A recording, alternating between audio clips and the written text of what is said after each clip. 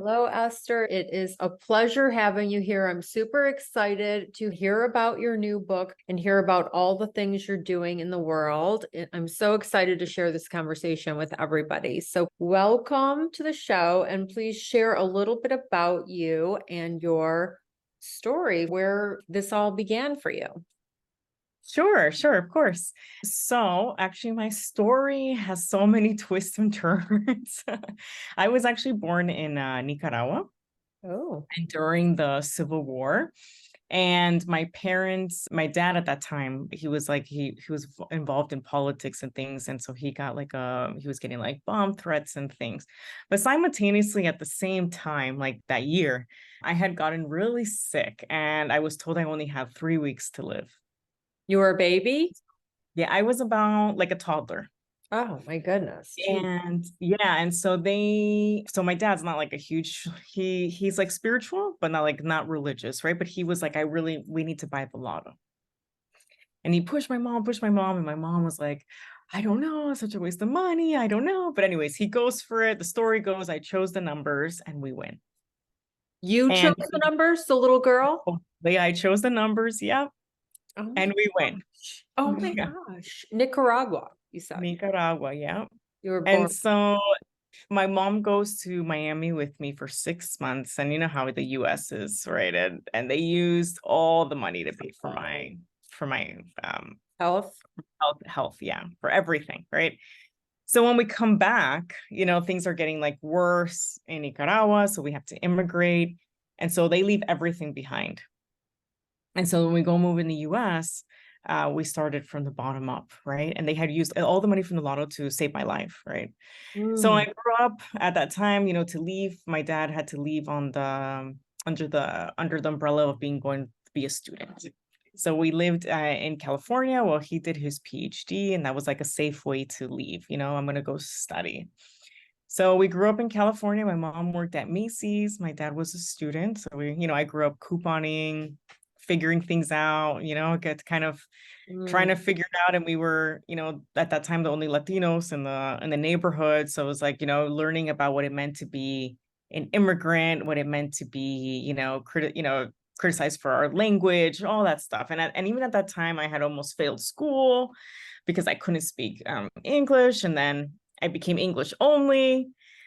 Well, then we immigrated to Miami, and then I had to then relearn Spanish. So it was like a whole constant identity struggle. And Mm. also one of like, I had educated parents, but at the same time, Miami living in a working class neighborhood. Mm-hmm. So I hustled a lot. And then so in high school, Were you an I knew only child, Esther? Were you? no, Oh. no, we were four. And so I took a lot of responsibility over my younger brother. And my sister took a lot of responsibility over me because my mom used to work nights. And then Mm. my dad went to go once the government changed, went to go back to work in Nicaragua. So it was a lot of sacrifices. So you were targeted for your nationality and your language and different things like that. It sounds like you were kind of a victim of prejudice and things. Oh yeah, for sure. In Yeah. California. Once we moved Ah. to Miami, though, it's predominantly Latino. And Mm-hmm. so there it was different. There I had How to old learn were you Spanish. when you guys moved to Florida? 10. Mm. Yeah. But there was an adjustment because California, we had more greenery, more open space. And then in Miami, we went straight into living, working class neighborhoods in concrete. And then I went to the largest high school in the US at that time. And just, waking up early, take the public bus. And then I write about this in my book that, I was a good student and I went to all the AP classes. And then I had to basically skip lunch, like in a way, like I had the reduced lunch, but to eat the reduced lunch, you have to eat inside the cafeteria. Mm. And all the people who were ideas and wanted to do other things ate outside, Mm. in the like getting pizza and things. So then I just didn't eat lunch Mm. because I knew that if I wanted to be around, a circle that would give ideas and motivation and looking forward, That's the sacrifice I had to make. So I'm like a big You were really smart. You knew back then that who you associate with means so much, and you wanted to be a high achiever. You wanted to be around these people that were creating and ideas. And so at a young age. So when you say the reduced lunch, is that like a financial thing or like a shorter lunch because you're doing these higher classes? Or financial. So Oh. like, like if you have like a certain income in public schools in Florida, you can get like a discounted. I would save my whole lunch money for the week, which was like $10, right? Or like the $2 to buy one slice of pizza a week. So it was a constraint. But it was one of the things that, like we said, like I wanted to be around ideas. I wanted to leave. I wanted to do something different. That's a sacrifice. And But you it's went also into something I'm vocal about though now that I'm like, if you want to help a student out, it's some of the things that we have to think about in the system, right? I love that. So that's my life then. And then I go get a full scholarship. I go away to school and then I start chasing all the check marks, right? Because I want to help my family. I want to give them back everything that they gave me in a sense of saving my life, all the sacrifices, right? I have, my own family as an obligation and my extended family. So I felt that pressure. So I went to college in Philadelphia. I had a full scholarship. I worked multiple jobs, kind of navigated the system. And then same thing, I wanted to go travel the world, study abroad. And then of course that lunch thing comes back. They're like, we'll fund everything except lunch. And I'm like, oh my God. So anyways, but I get a personal loan and I still go. And then I went off to, get my doctorate in California. I followed all the marks. Where did you travel? Where did you learn? Yeah. I went to India, South Africa, and Brazil. Yeah.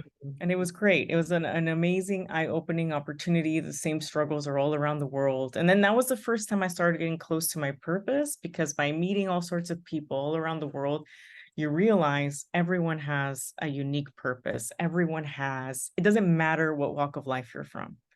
And the thing is, it was contradicting in my mind because then, here I am being pushed to go after, right, these titles and these things and the traditional American dream. And it's like, you need XYZ, or I would be in the room discussing ideas. And I'm like, why are we only having these people in this room? I was already questioning, like, why don't we have everyone? But Why aren't we asking? Okay, but did you also, while you were in these other countries at a young adult age, did you also get into gratitude or realize, well, two things. Oh, for Gratitude, sure. and then also that we're all alike. Like you were saying, Yes, like we all have the absolutely. struggles, but like, yeah, so we're all like very similar in just living in different areas. Okay. Exactly. And this has nothing to do with like, because like so much of the literature I was reading, right? It was all about, at that time I was like fascinated with world problems and climate change. It was always kind of written as us and them, right? Or that we have the answers, like the Western world for everyone. Right. Which But is then really the complete opposite now, yeah. right? And then I'm visiting everyone. I'm like, actually, they have great ideas and their own solutions. They know their own needs. And like, why aren't we listening? And so, that led me to in graduate school to get a PhD. And I went back to Nicaragua to go like study like the indigenous and the people. I mean, and all this time too, I'm failing at all my romantic relationships. So I mean, I can skip all that because I was like the ultimate people pleaser. I didn't know how to and find alignment.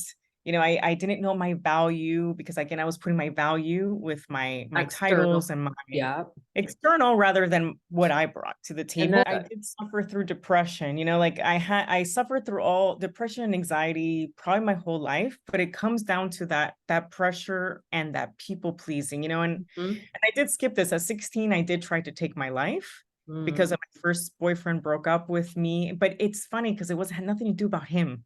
It had to do with, I had the check mark that we had known each other for years. We were going to get married. And then all of a sudden, he breaks up with me. My whole vision of what perfect was got destroyed. And then I felt that I was being a burden for my family from being sad. And then it was just. There's that people pleaser. Oh, absolutely. Oh my goodness. Yeah. I know. I'm a recovering people pleaser and codependent. And I still, have, it still shows up and you're like, oh my gosh, why is this still showing up? But it's a long, it's a process. It's a process. Okay, so we're getting to where, so you were traveling, then you got your grad school, right? You were in grad school. Yeah, in grad school. And then I thought when I got my PhD, I was going to feel amazing.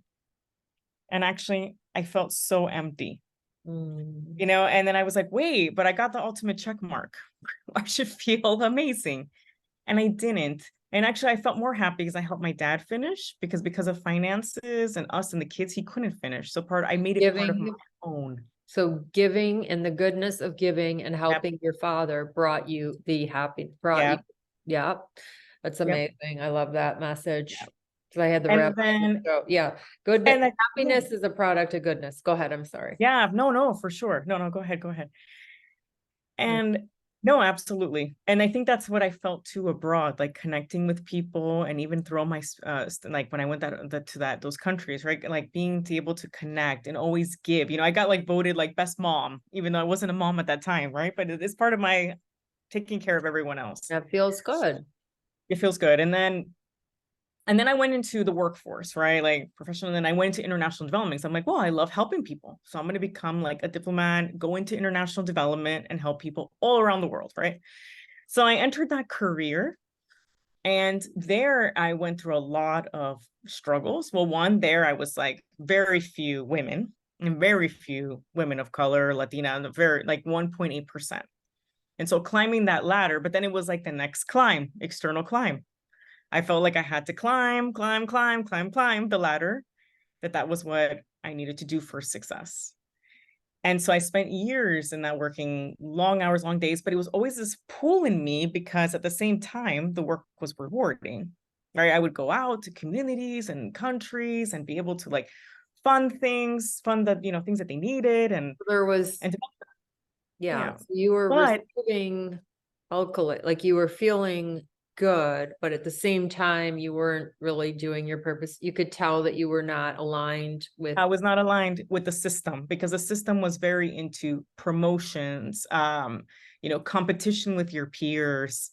It was, basically about the bureaucracy and not like the whole essence of taking away from people. I felt was really hard. So while I was into collaboration, we're all going to work together. It would be so much resistance to do that. And finally, when I did climb the ladder to, being director status, I was able to change things and be like, we're going to create a positive environment. We're all going to work together. We're going to fund things that actually people want. And, and then I was able to prove that it actually works. So, I raised $100 million for this one country and area because we were all like aligned in the mission and vision and about supporting each other and moving each other up and everything. But at the same time, like that came at the expense of myself. And the system wasn't going to change. And that's like when, and all at the same time, I get married to the wrong person because I married the first person that I felt loved, and I think that's what I was also seeking.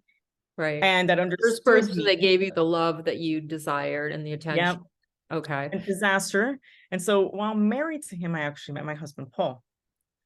And Paul and I were just in a complete alignment. Complete alignment and everything about what we saw in the world, our purpose in our life. That's amazing.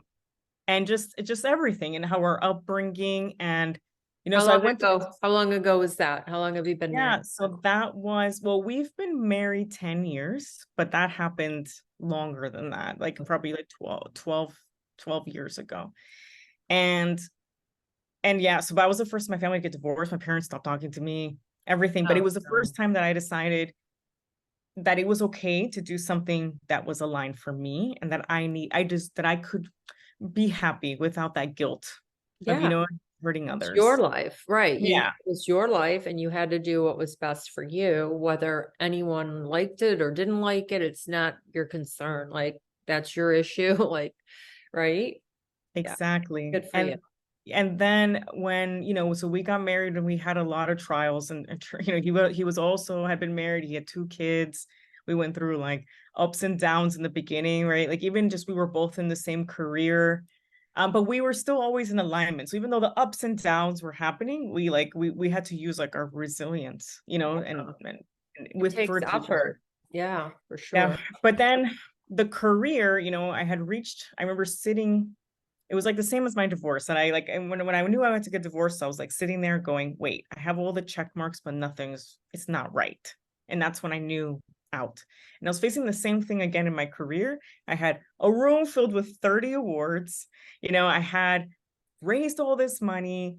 I had everything what everyone says success is. We had, our job used to pay for a 5-bedroom house. We had everything that, the salary, the help. And then as I sat there, I'm like, but that's not the impact I want. That's not my And it legacy. doesn't equal happiness either.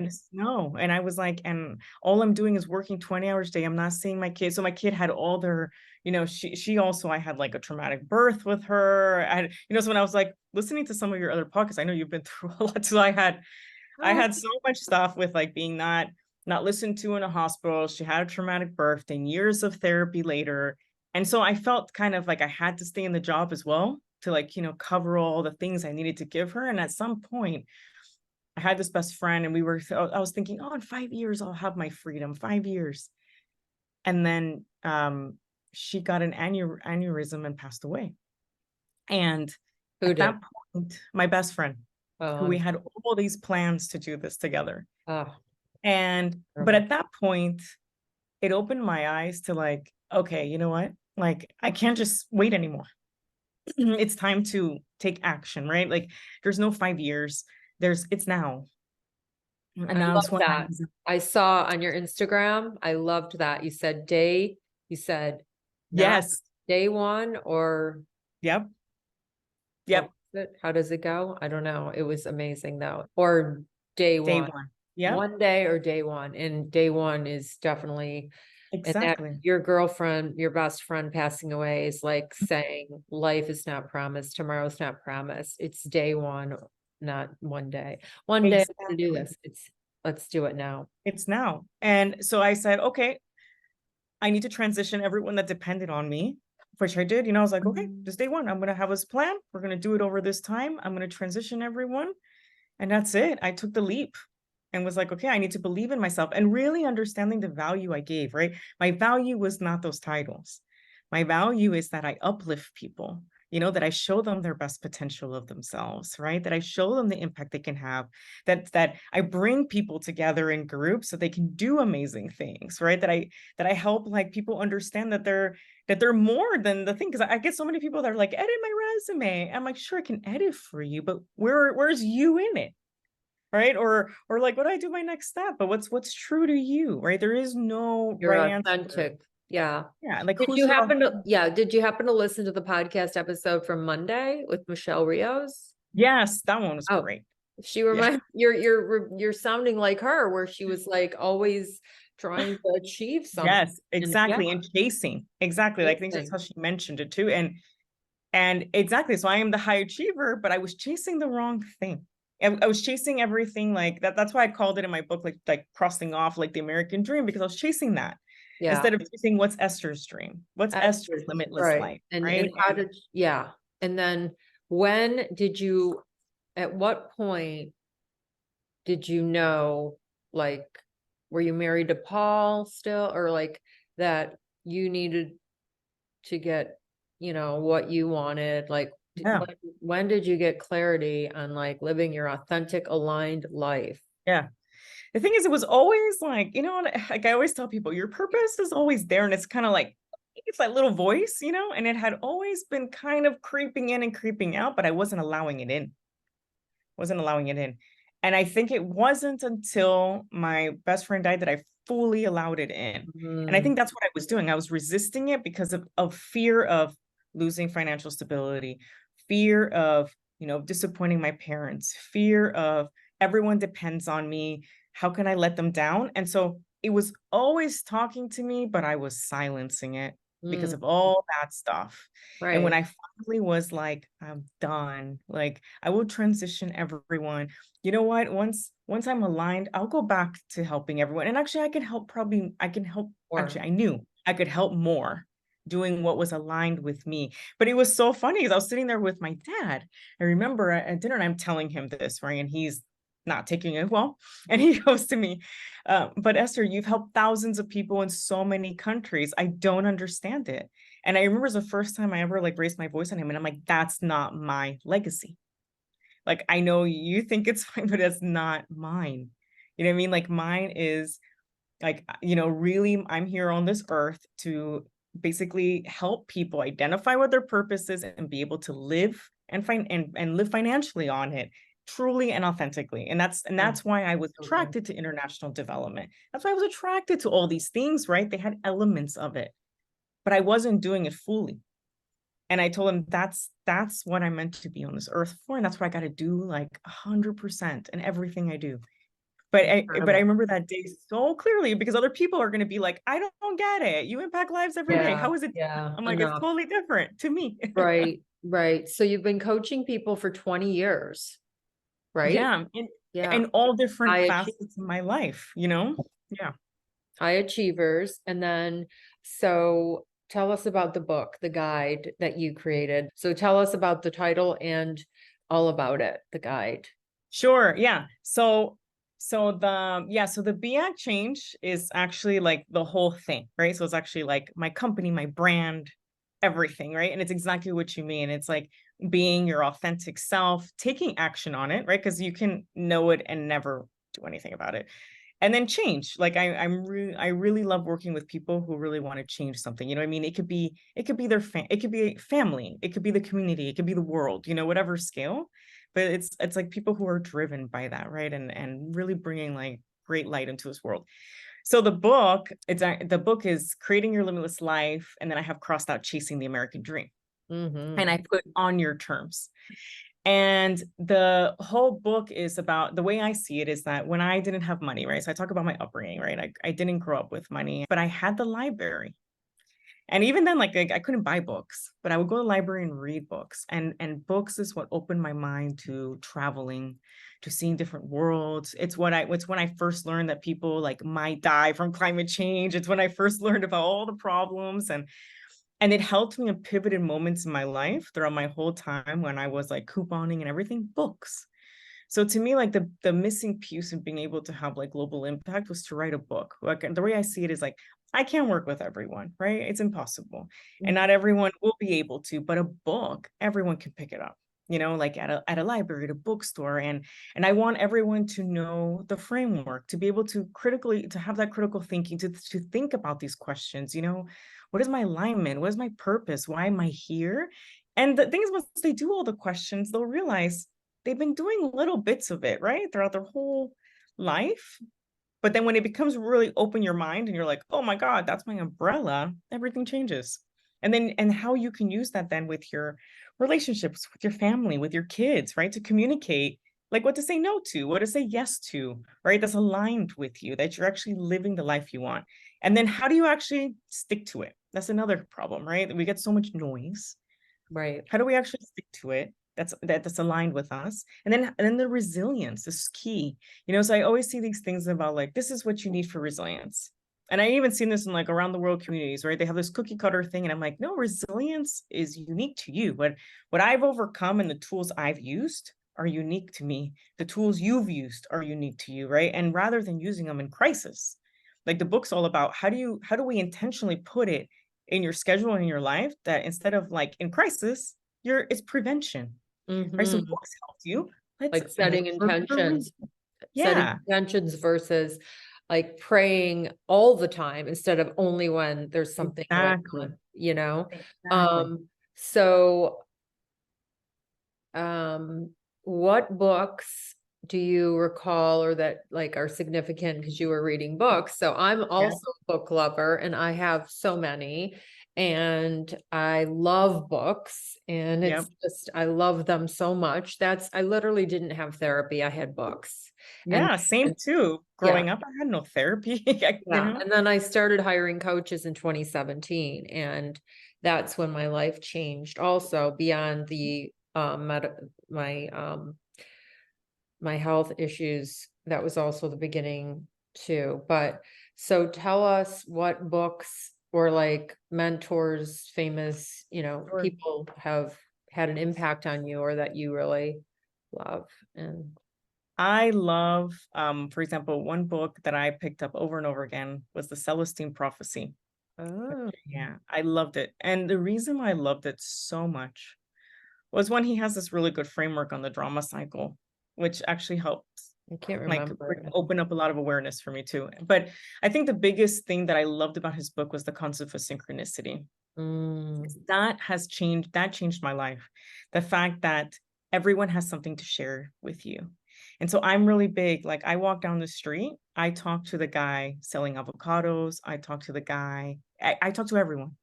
Because in that book, it's all about the philosophy that someone has something to share, you know? So I have had coaches that have changed my life, but I can say I've had strangers change my life, you know? mm-hmm. And so I'm on the plane, talk to the person next to me, and sometimes they tell me things, and I'm like, wow, I needed to hear that today. Right. It was So sent. They were sent to you. yeah, It they were was sent to me. divine. So, and you meet so many amazing people. And like, I'm friends with fishermen that we go sometimes to go spend our birthday there. We catch a fish Where, together and we where do you share. guys live? What state or where are you guys in the Yeah. world? So right now we're in the Dominican Republic. We kind of like, we don't, we live unconventional lives. So it's a place close to me because it's where I last did a lot of my work and built a lot of community relationships. Nice. And And so like we can go and spend our birthdays with fishermen communities. We can go across the street, right, to the guy selling the fruit, you know, That's and nice. it's nice because then, you know, I got to see like, you know, like their own wishes and aspirations, right? And everyone has something to teach you. And so I Absolutely. love that concept because I love connecting with people. And it was one of I think my most favorite memories I have right throughout my life is like so many things. Like it's in pivotal moments where I've been like scared to start my business or scared to do this. Someone would just share something like, well, I went bankrupt 4 times and it doesn't matter because you have an idea and you have this, it'll always happen. I'm like, wow, how did you know I was scared of like losing my money? You know, Right. and Well, so money mindset's a huge, gigantic yeah, thing. I've been working on that for many, many years, and it's so incredible. Like that whole, like the fear, lack, yeah. and the ego, like around money that we have, and it was ingrained. So does some of your coaching and your book talk about the subconscious, like the default programs that we have, like Yeah. speaking of which we're talking about now with the money? Yeah, well, I talk a lot about fixed mindset, right? And like a lot of that where that stems from. And so for me is it was a lot of fear of losing it all, right? Especially that immigrant Yeah. struggle, right? It was like, well, now you have something and we had to suffer so long. And I see it with my family. They're like, but why would you make those Right. decisions? You know what I mean? You need stability and all of that, right? So that mindset piece of because it also applies to losing friends. It applies Fear of to loss, fear of fear of loss. loss, right? Any different way. And so it stems more than just money, but money is a part of it. Yeah. But it's fear of losing stability or losing, you know, what's comfortable for Right. you and that Fear. fear of growth and taking that leap. Mm-hmm. Especially as high achievers. It's like you know, like because I do niche to them a little bit in the book, but it's also general for anyone to follow, right?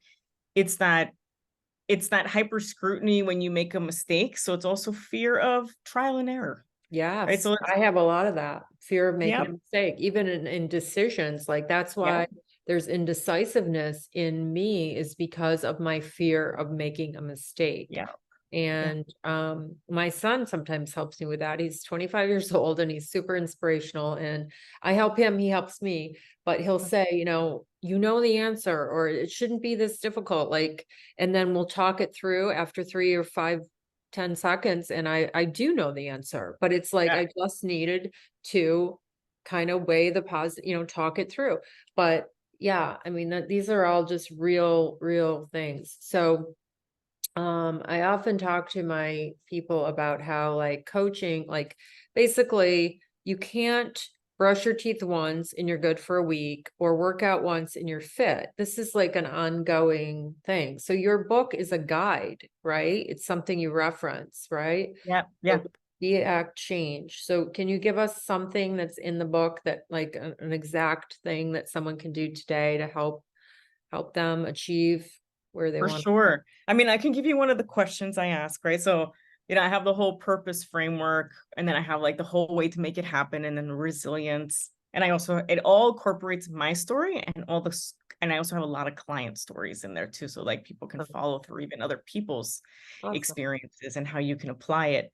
But I can give one question that I like to ask, not just people, but even like teams and orgs, right? Because a lot of times they're like, why are you doing this? Or like, people are like, I don't have anything unique to me, like I'm not special, right? So I have a question that I ask people is if you had $2 billion, like that you were given $2 billion from the G7, right? Top countries to solve one problem in the world, what would that be? And then I want you to tell me how you would do it. And I can tell you, I have yet to have one person answer that question the same. Oh, wow. Oh my And goodness. that answer tells you where your heart is and what's your mission in life. And the how is your lens on how you solve problems, not just this problem, but all problems. First And it's thing that came to me was you. like animal welfare. Like that was the first, like when you said what problem would I solve, like that just came instantly as, something. But go ahead. So that's a great, powerful question to ask people because they're like basically saying I have no purpose, or what are they saying? They don't know what their gift is, or That their skills are, for example, like somebody might be like, well, my skill set is they think of their job. mm, Their how is how they do their job. mm, But that's not true. And and the lens, right, of their mission, right? So like, that came true to your heart, right? It's the first thing you say. And then how would we can start that, like, how would you solve the problem animal welfare? yeah. Oh, I mean, there's organizations right now out there already, PETA and ASPCA, and then there's a rescue down the street that's doing amazing things, and I volunteer there, but raising awareness, giving money, volunteering, just, yeah, those ways. Yeah. And those are probably a lot of the tools that you do already, right? That you do on your own. And you're probably like really gifted at raising awareness. And so like it's like reminding people like the how is like the how you bring every day, Yeah. and you're already bringing that, and you're bringing that into your space. And it's like figuring out then like how are we going to incorporate that in your everyday, right? And that's only one of the questions, right? So Yeah. then all the questions give these insights on the uniqueness, right? We have this tendency in society to like focus people on their technical skill or their title and things, right? But we're dynamic. Like me and you can be both life coaches, but what we bring to that space is unique, So I'm a big believer there is no competition. And I think that's what I was telling you where I wasn't aligned I with love that. workplace. Yeah.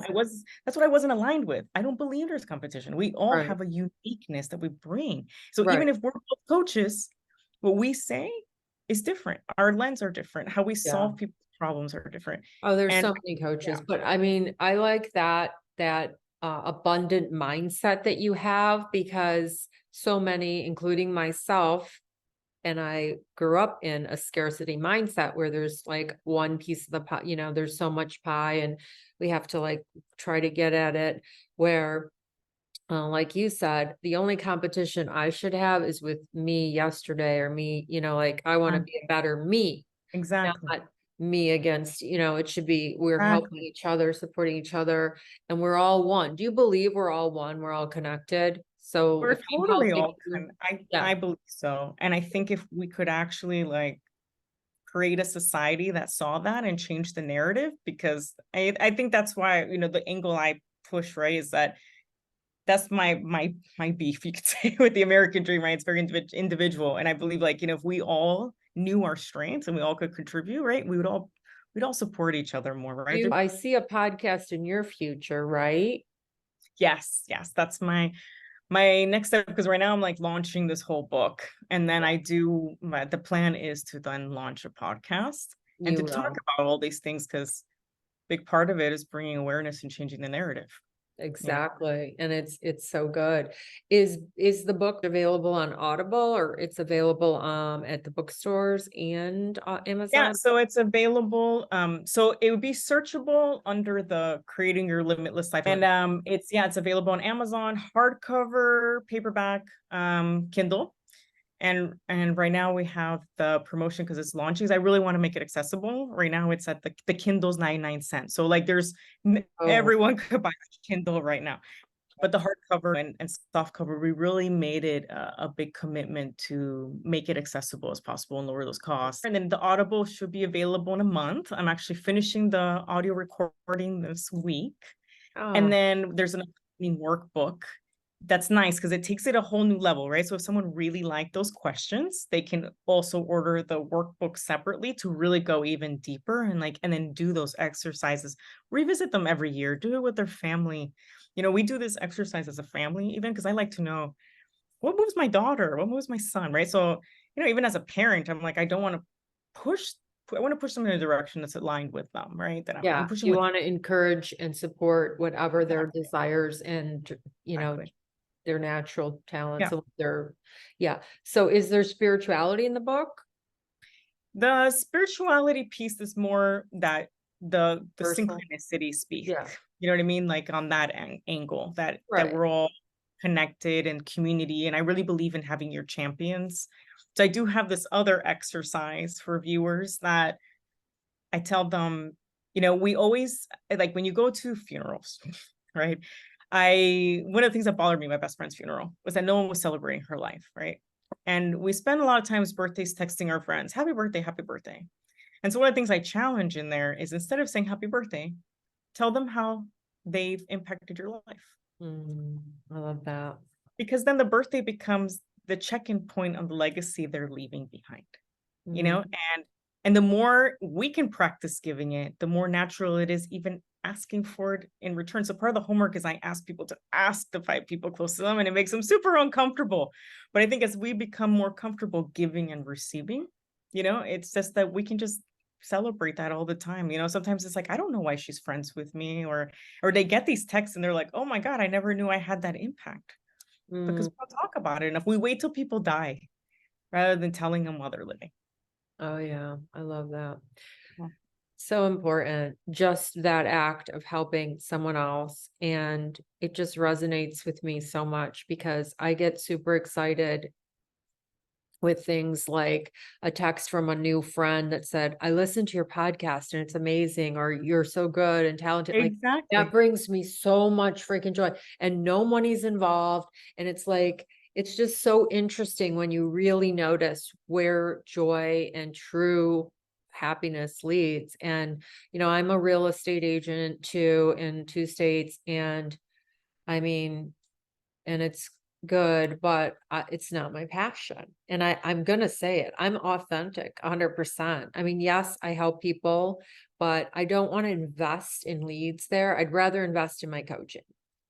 And I've just hired a new coach and joined a new program and other things, but this is what I love, talking to you and sharing this information and helping the world, like helping, if you change one person's life, that's huge, it's just incredible. So yeah, I was just saying that happiness is a byproduct of goodness and following joy, and just when we're in our authentic. But what do you think about joy, or what do you think about why we're here?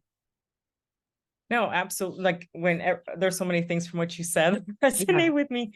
I was thinking first that you were saying, like why the coaching thing that matters. It made so much sense because your answer, right, to that question, you said, you like to build awareness, right? So I think like that makes complete sense where you would get so much joy out of our conversations.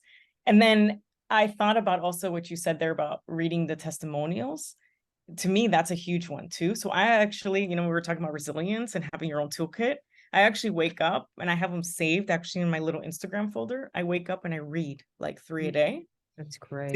To give myself in that mindset, like, why am I here? Yeah. This is why I'm here. I'm here to make an impact on lives. I'm here to change the world. And so like, regardless of what goes down that day, I have started my day with that. So rather than waiting till like something bad happens to read it, right? I set my day in that stage and that mindset. That was one of my questions, was going to be, what is your morning practice? Yeah. Because I know the most successful people always have a morning practice.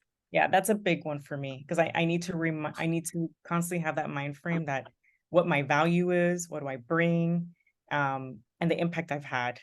And that sets me up. And it's key. And like, but it's different for everyone. But for me, I like when you said, I'm like, oh my God, that's just like me too. That transformation of just an individual at a time. Yeah, we're both alike when you were Growth. saying that you love to lift others up. Like I know I have a natural, literally, I don't know if you're into astrology or human design, but I am I I am love a it. generator, and I haven't had a reading, but I know that what I have learned is that I am here to lift people, like literally. That's like my natural gift. But tell me, so what are you then? Are you a generator, a manifester? What are you? Well, I'm trailblazer, I would say manifester for sure as well.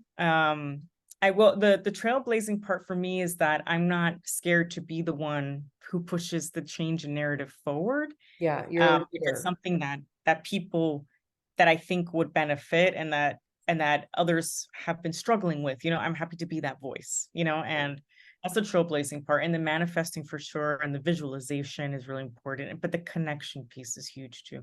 So that's Yeah. the impact piece for me. But that's When's what I your, believe I'm here for, yeah. I'm When's your birthday? What are you? yeah. So I'm a Libra Scorpio. Yeah. Interesting. And So you're on the cusp. I'm on the cusp, October 24th. I love astrology. My favorite book is the birthday book. I'm not sure if you read it. It's like that Oh, super thick one. I used to have Oh, it. yeah, me too. I've had it since I was 13. Actually, that's what I saved money to buy once. Aw. And I But love it. did you listen to the astrologer? Well, we did an Instagram live the other day. You might enjoy that in Carmen Turner Schott. She's written a lot of books and she was also on the podcast. And I learned from her that my moon is in Virgo. So all this time I'm thinking I'm an Aries my whole life, which I am, but it matters, your sun, your moon, Yeah, your rising. Anyway, it's fascinating. And I believe in it. me too.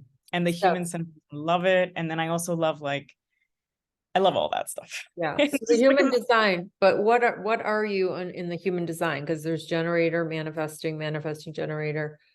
Um, which one? let me look mine. I have mine there. I don't know it on top. Okay. And mine had though, like, do you know how the human design has like the big bubbles and then there's like little bubbles? Mine did talk a lot about the purpose, but I Okay. believe it was generator because it had also like a mini bubble in mine. And have you ever done Okay. gene keys? Mm-mm. So under gene keys, it takes human design, and that's where my brain gets muddy because it takes human design and breaks it down even more. Oh, that sounds amazing. Yeah, I love it. You should check it out. They give you a free profile.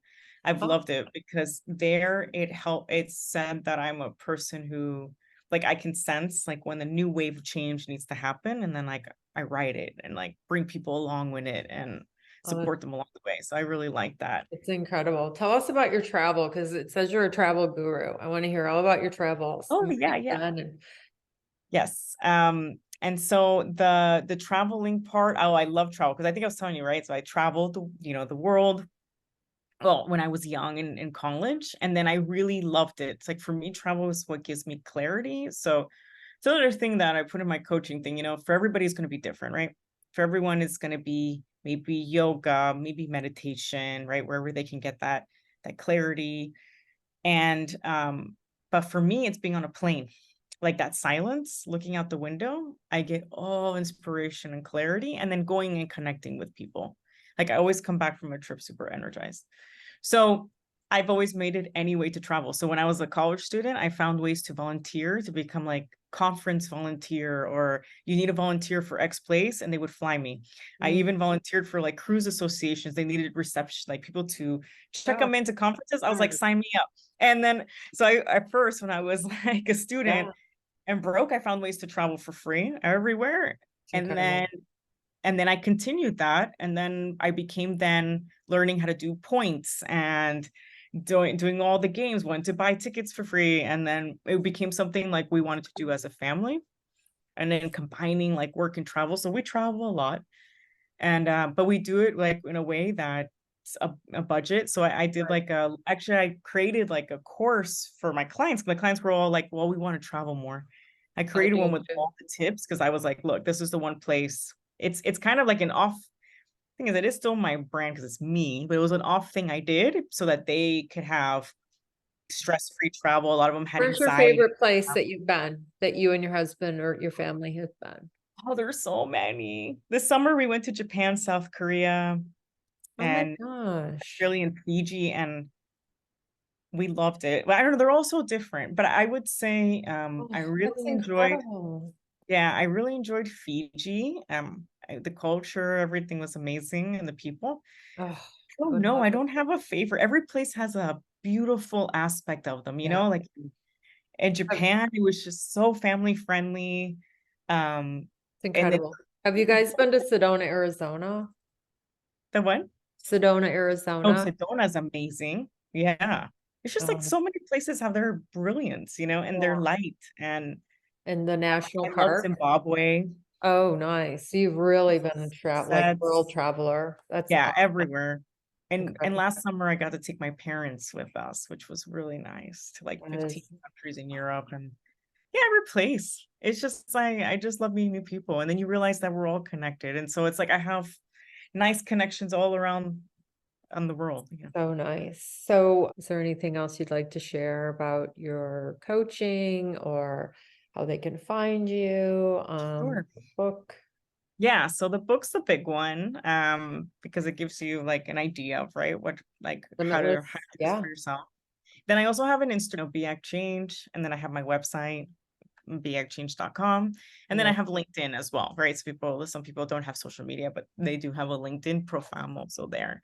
But I'm very accessible. I love connecting with my community. So, if like there's something like you liked in the book or anything, DM me, tell me about it. Let's talk about it, or on LinkedIn.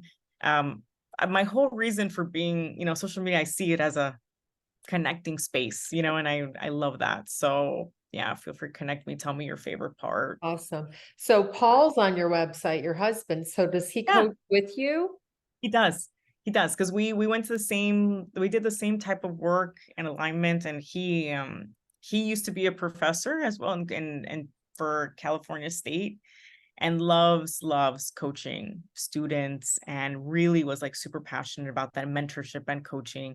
And so we both do it, and it's not just individuals, we also do a lot of coaching for NGOs, because we want them to get the money they need to do the causes they want, and it's getting that alignment within their whole team and their mission and vision. So we do individuals, teams, and NGOs, and we're like a great team because we both bring different Mm, perspectives, right? Different that's lenses incredible. and different strengths. And then together, it's amazing. Yeah, it's powerful. So how many kids do you have? And tell us their ages. Yeah. So together we have two, 9 and 7. And then my husband has two older kids, but they're in college. And yeah, but our 9 and 7, yeah, they keep us on our toes. Yeah. They keep Oh, us busy. that's But amazing. they love traveling with us. Um, yeah, and it's funny because when my daughter was young, they told me I wouldn't be able to travel with her because she has a lot of anxiety. And I was like, well, let's see. What if I don't believe in that. Yeah, you're not gonna let one person or two tell you something and then plant No. it, and now it's yeah, Exactly. And it's she loves great. it. And That's amazing. so, we do it in a way that's comfortable, but she loves it and my son loves it. And so we share that joy. And I think like with my change that I changed, right, getting out of that career is just nice. We have more time together. And It's incredible. yeah. When did you transition? Like 20 years ago or No, no, no. Like, because I was coaching in that organization and mentoring, right? So when I went like solo was a few years ago. So that was a big change. Like my daughter's a little older, she's 9, but I thought she wouldn't even like remember, but we did a vision board, past, present, future. And in her past, she put like, I didn't see mommy that much. I'm like, you remember that? And she's like, like I do. oh, And I'm like, but she's like, but now it's like us, how, you know what I mean? Happy in the future, that's more of that. amazing. But I'm like, wow, children can sense it even little. Yeah. Oh my gosh, so good. So good. I mean, it's so invaluable. Time is one of our most valuable assets, but it's so invaluable to have that time with your kids while they're growing up. I mean, it's just incredible. Well, thank you so much for being here. This was so much fun talking to you and learning about you and your history. And that book sounds amazing. Creating your limitless life. Limitless. Oh, and that's really, if you read like the Bible or you start like learning about like God, we're limitless beings and we're Yep. all programmed to be limited. We create our own, we're literally in our own ways with our up here. Exactly. I looked it up, generator. Oh, that's what I am. We're both That's so cool. generators. Oh my gosh. That's awesome. Good for you. Yeah, this was amazing so much.